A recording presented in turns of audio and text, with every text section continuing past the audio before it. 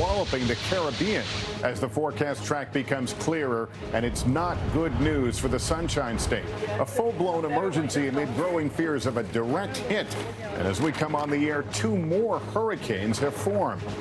Were they blindsided? President Trump sides with Democrats in a key fight over money, leaving many Republicans livid as a rift grows between the president and many in his own party. Caught on camera, controversy over an NFL star's rough confrontation with police.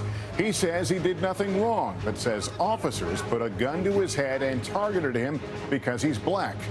And inspiring America, a wedding vow from an extraordinary bride using her big day for the gift of giving. Nightly News begins right now.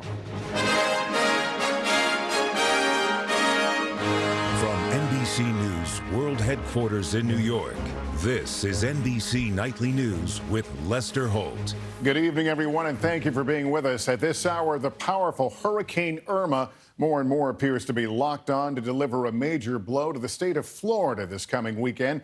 The storm's track coming into better focus tonight after the Category 5 hurricane slashed its way through the Caribbean with devastating results. Irma still producing sustained winds of around 185 miles per hour. Here's a look inside the storm's eye from a Hurricane Hunter plane. And now forecasters are tracking 2 brand new hurricanes formed in just the last few hours.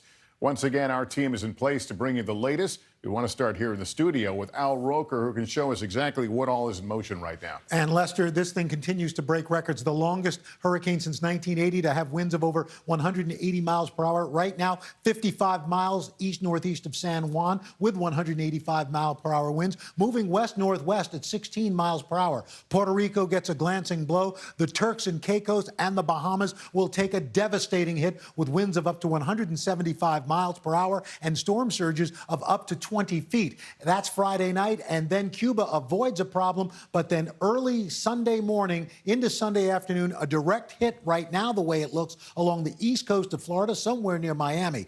The hurricane models are now all coming together, and you can see they're bringing up this line of strong storms as Hurricane Irma makes its way along the east coast of Florida into the southeast. And if that's not enough, we now have, for the first time since 2010, 3 hurricanes in the Atlantic Basin. The only one we're worried about for the United States, though, right now, Lester, is Irma. Not a pretty picture. Al, thank you.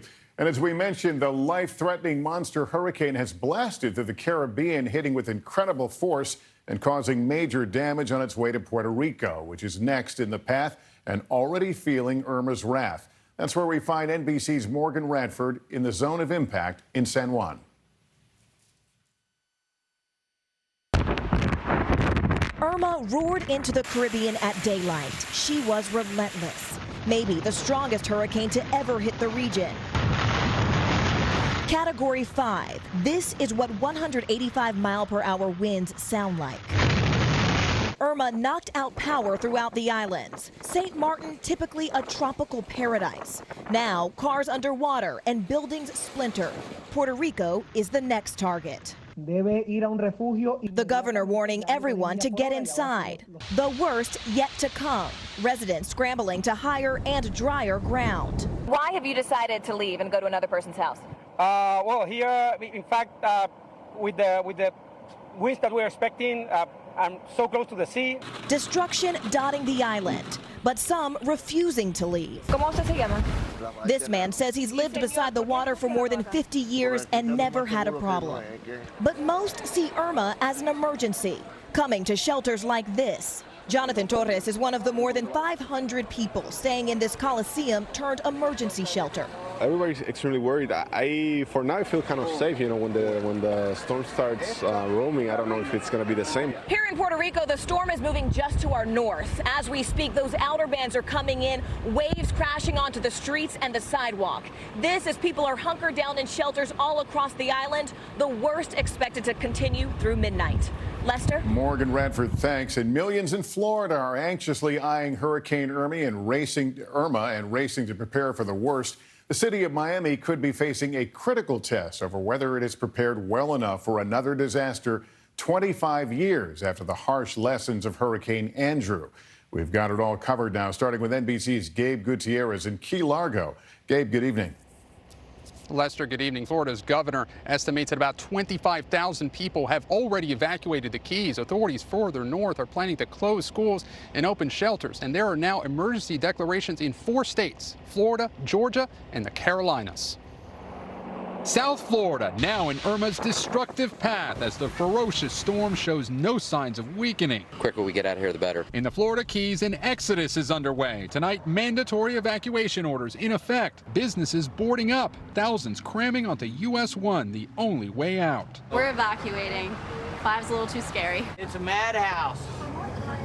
I don't want to run out of gas on the road. GasBuddy.com reports that at least a quarter of stations in the Miami-Fort Lauderdale area are out. Keith Croft is on the hunt for fuel. Hope for the best, prepare for the worst. Irma's new track has it threatening not just Florida, but Georgia, where they're sandbagging in Savannah. The Atlanta Motor Speedway opening its campgrounds for Irma's evacuees. In North Carolina, the National Guard is on the move. We are urging all people in North Carolina to be prepared for the impacts of Hurricane Irma. Like previous monster storms Hugo, Floyd, and Ivan, Irma is what's known as a classic Cape Verde hurricane formed off the west coast of Africa. They're typically among the most intense.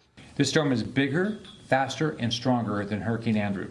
Andrew sliced through South Florida and Louisiana 25 years ago, killing dozens, damaging 125,000 homes, and causing more than $25 billion in damage. With airlines canceling flights later this week and prices skyrocketing. Here we are in a little Sprinter RV headed down to Fort Myers, Florida. The Pryor family borrowed an RV and drove 16 hours overnight from Richmond, Virginia to Fort Myers to rescue 93-year-old Grandma Janet and her friend Beverly. And they're in. Tonight, they're among the millions desperately trying to escape the most powerful Atlantic storm in memory.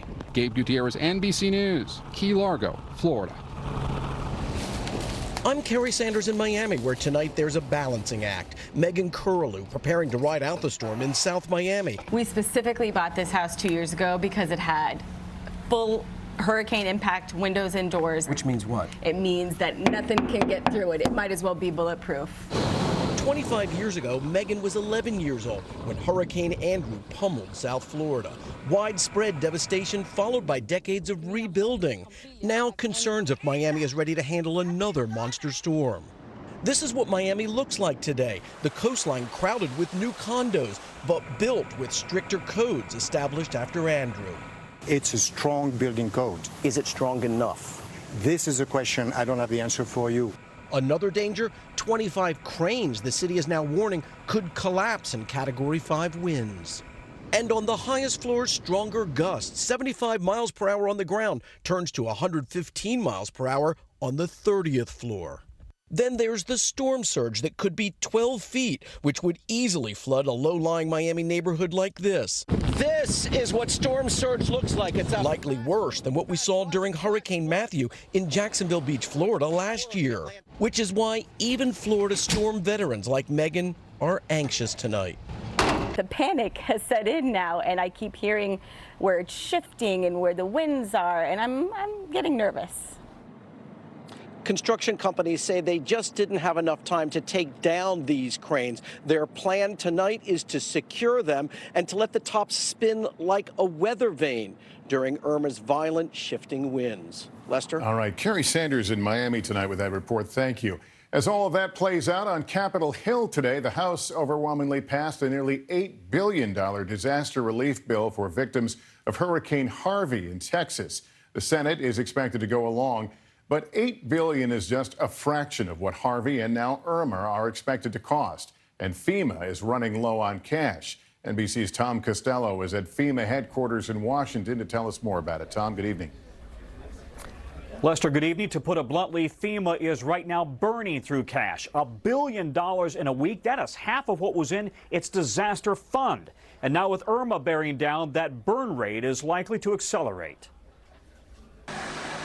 With 30,000 people on the ground in Texas alone, FEMA and its budget are maxed out. From search and rescue to delivering food, water, and generators for those who have lost everything. There's no savings, there's no insurance.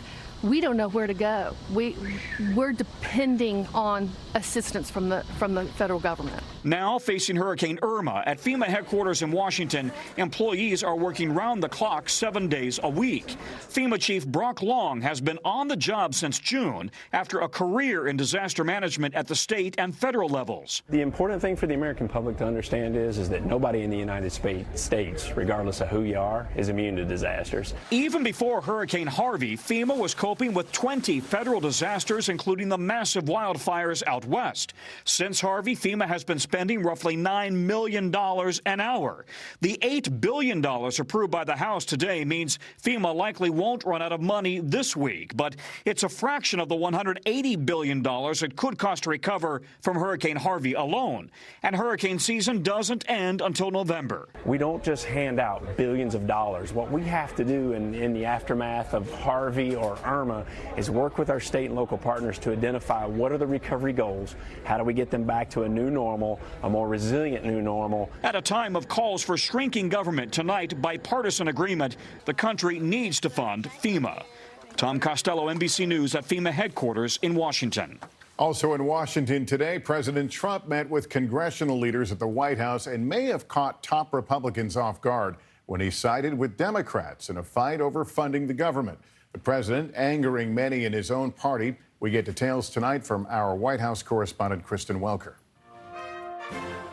In North Dakota tonight, President Trump vowed to unveil new details about his tax reform plan over the next 2 weeks as political drama erupted within his own party. The president met with congressional leaders this morning, where he broke with the GOP and sided with Democrats on a bill that provides hurricane relief, raises the debt limit, and funds the government for 3 months. At issue, Republicans wanted a longer deal on the debt limit, 18 months through the midterm elections, but Democrats refused. Some Republicans on Capitol Hill say he defied the party by striking a deal with Democrats. That is just false. There's no deal struck with Democrats. This is a deal on behalf of the American people. So why did the president do it? Tonight, a senior administration official tells NBC News the president wanted to move quickly on hurricane relief, and after health care reform failed, realized he may need Democrats to get things done in Washington. Today, claiming victory. And everybody was happy. Not too happy, because you can never be too happy. One senior Republican congressional source privately tells NBC News they felt blindsided. And even before the deal was struck, House Speaker Paul Ryan lashed out at Democrats. I think that's ridiculous and disgraceful that they want to play politics with the debt ceiling at this moment. Looming over all of it, the president's controversial decision to end DACA in 6 months unless Congress can come up with a fix. After fierce backlash, the president tweeting, "If Congress doesn't legalize DACA, I will revisit this issue." What did you mean when you said you wanted to revisit the issue in 6 months? Well, we're going to see what happens. I want to see what happens in Congress. I have a feeling that's not going to be necessary. I think they're going to make a deal. The president taking heat on all sides from Democrats. President Trump's decision to end DACA is a despicable act of political cowardice. And those on the far right. They came here to live in the shadows.